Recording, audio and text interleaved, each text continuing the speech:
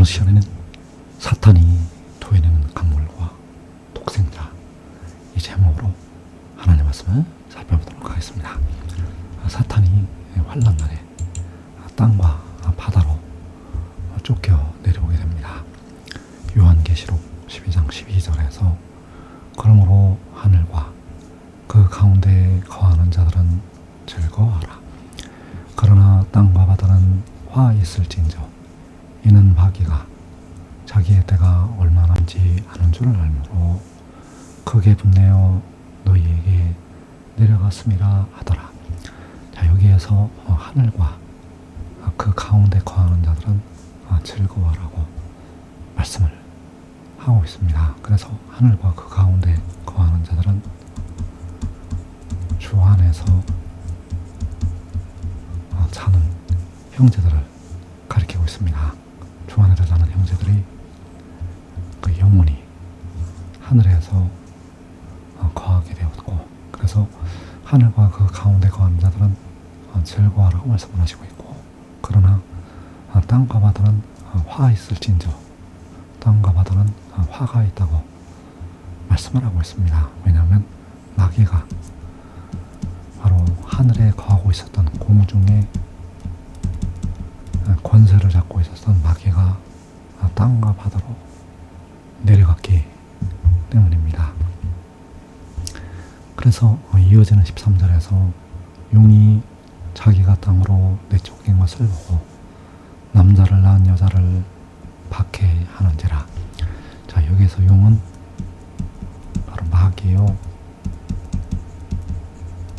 사탄이 되겠는데, 그 용이 자기가 땅으로 내쫓긴 것을 보고 남자를 낳은 여자를 박해한다고 말씀을 하고 있습니다. 그래서 남자를 낳은 여자, 바로 시온이 되겠는데, 1차로는 그 아들을 낳은 한 여인이 되겠고, 그리고 남자를 낳은 여자가 있고, 그 여자는 바로 하나님의 백성들을 가리켜서 말씀을 하고 있습니다. 그래서 원수 마귀가 여자를 박해를 하게 됩니다. 바로 하나님의 백성들을 박해하게 된다는 사실입니다. 그래서 박해할 때 그 뱀이 마귀가 물을 토하여 내게 됩니다. 바로 여자를 향해서, 하나님의 백성들을 향해서 물을 토해내게 됩니다. 요한계시록 12장 15절에서 여자의 뒤에서 뱀이 그 입으로 물을 강같이 토하여 여자를 물에 떠내려가게 하려 하되. 자, 여기에서 여자의 뒤에서 뱀이, 바로 마귀가, 용이 그 입으로 물을 강같이 토한다고 말씀을 하고 있습니다. 그래서 여자를, 바로 하나님의 백성들을 그 물에 떠내려가게 하려 한다고 말씀하고 있다는 사실입니다. 그래서 뱀이 토하여내는 이 강 같은 물, 이 물은 이방 민족들을 가리켜서 말씀을 하고 있습니다. 열방의 악인들을 토하여 내게 됩니다. 이사 17장 12절에서 슬프다 많은 민족이 소동하였으되 바다 파도가 치는 소리같이 그들이 소동하였고 열방이 충돌하였으되 큰 물이 몰려옴같이 그들도 충돌하였더라. 열방이 충돌하기를 많은 물이 몰려옴과 같이 하나.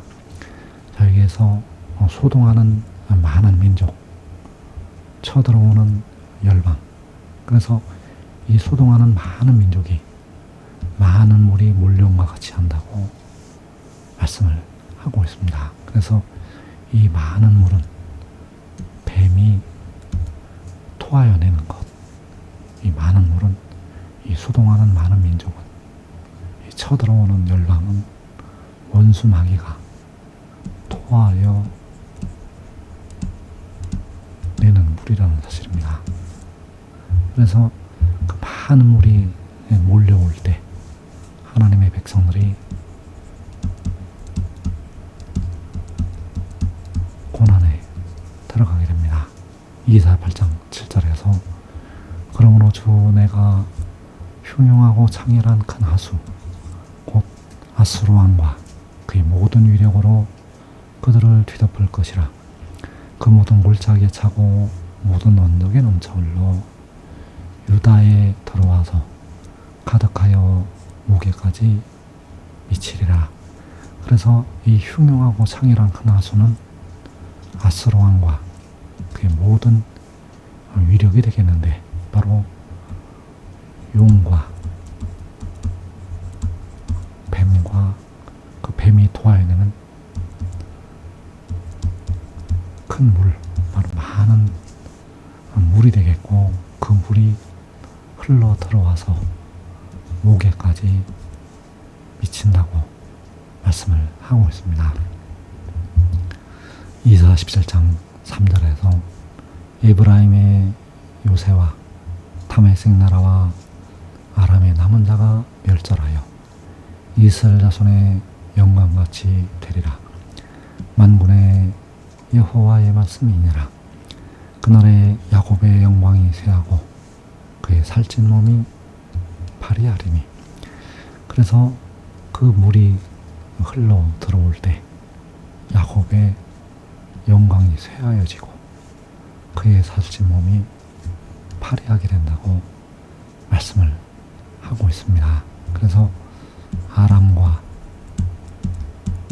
북이스라엘과 남유다가 멸절을 하게 됩니다. 아람과 북이스라엘과 남유다가 멸절을 하게 되었는데, 바로 마지막 날에 멸절을 하게 됩니다. 그래서 이들을 멸절시키는 이유는 이들을 연단을 해서 하나님의 백성들로 세우시기 위함입니다.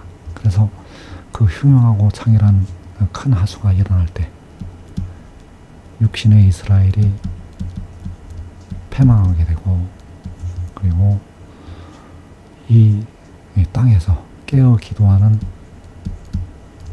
예수 믿는 백성들의 육신이 죽임을 당하게 됩니다. 그리고 중국과 북한과 이 남한의 백성들이 죽음을 맞이하게 됩니다. 왜냐하면 이들을 연단해서 하나님의 백성들로 세우시기 위함입니다. 그러나 한 성읍이 남아서 그 안에 거하는 백성들은 생존할 수가 있게 됩니다. 그래서 그 큰 물이 흘러 들어와서 목에까지 미칠 때 여호와께서 독생자를 통해서 하나님의 백성들을 그 환난에서 건져내시게 됩니다. 이사야 8장 8절에서 임마누엘이여 그가 펴는 날개가 내 땅에 가득하리라 하셨느니라. 너희 민족들아 함성을 질러 보아라. 그러나 끝내 패망하리라. 너희 먼 나라 백성들아 들을지니라. 너희 허리를 동이라. 그러나 끝내 패망하리라. 너희 허리에 띠를 띠라. 그러나 끝내 패망하리라. 그래서 함성을 지르는 민족들, 바로 소동하는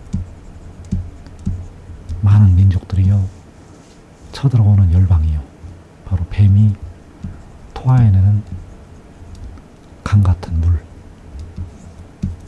그러나 그들을 향해서 하나님께서 끝내 패망하리라고 말씀을 하셨습니다. 왜냐하면 임마누엘을 통해서 구원을 주시기 때문입니다. 임마누엘은 독생자. 그래서 여호와께서 친히 임마누엘이 되셨고, 그리고 독생자가 마지막 날 임마누엘이 됩니다. 그 독생자를 통해서 날개를 펴시고 하나님의 백성들을 환난에서 건져내시게 됩니다. 요한계시록 12장 13절에서 용이 자기가 땅으로 내쫓긴 것을 보고 남자를 낳은 여자를 박해하는지라 그 여자가 큰 독수리의 두 날개를 받아 광야 자기 곳으로 날아가 거기서, 그래서 그 여자가 바로 하나님의 백성들이 큰 독수리의 두 날개를 받게 됩니다. 바로 임마누엘을 통해서 펴시는 날개가 되겠고, 그 날개를 받아서 광야 자기 곳으로 날아가 거기에서 하늘로 대부분 올라가게 됩니다. 거기에서 하나님의 백성들이 사라에게로 나서 함께 모여서 하늘의 장막집으로 올라가게 된다는 사실입니다. 거기에 그들이 올라가고 두 증인이 남아서 전 3년 반 하나님의 일을 하게 됩니다. 그래서 하나님께서 그 날개를 펴실 때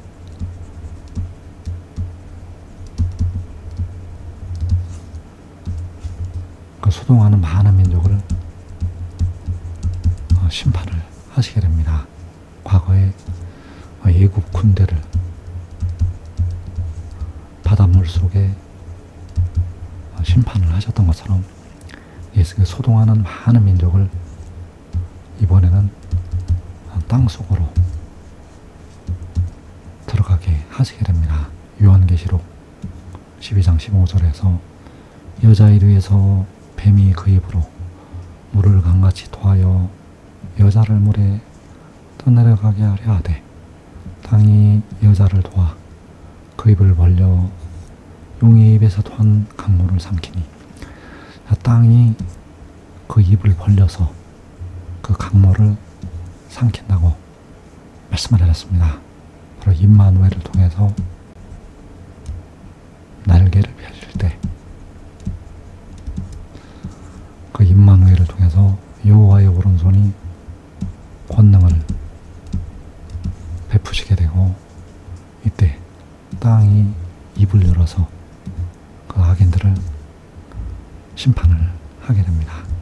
이사야 44장 27절에서 기품에 대하여는 이르기를 말하라, 내가 내 강물들을 마르게 하리라 하며, 고레스에 대하여는 이르기를 내 목자라, 그가 나의 모든 기쁨을 성취하리라. 자, 이 기쁨은 바로 이 강물들이 되겠는데, 바로 용이 토해내는 강 같은 물이 되겠고, 그 기쁨에 대하여 마르게 하리라고 말씀을 하셨습니다. 그래서 고레스는 바로 임마누엘이요 독생자, 그 독생자가 아버지의, 바로 하나님 아버지의 모든 기쁨을 성취하리라고 말씀을 하셨습니다. 지금 믿고 순종하는 자들은 환난을 당하지 아니하고, 뱀이 그 입으로 물을 토할 때 그 물에 휩쓸리지 아니하고 살아서 영생으로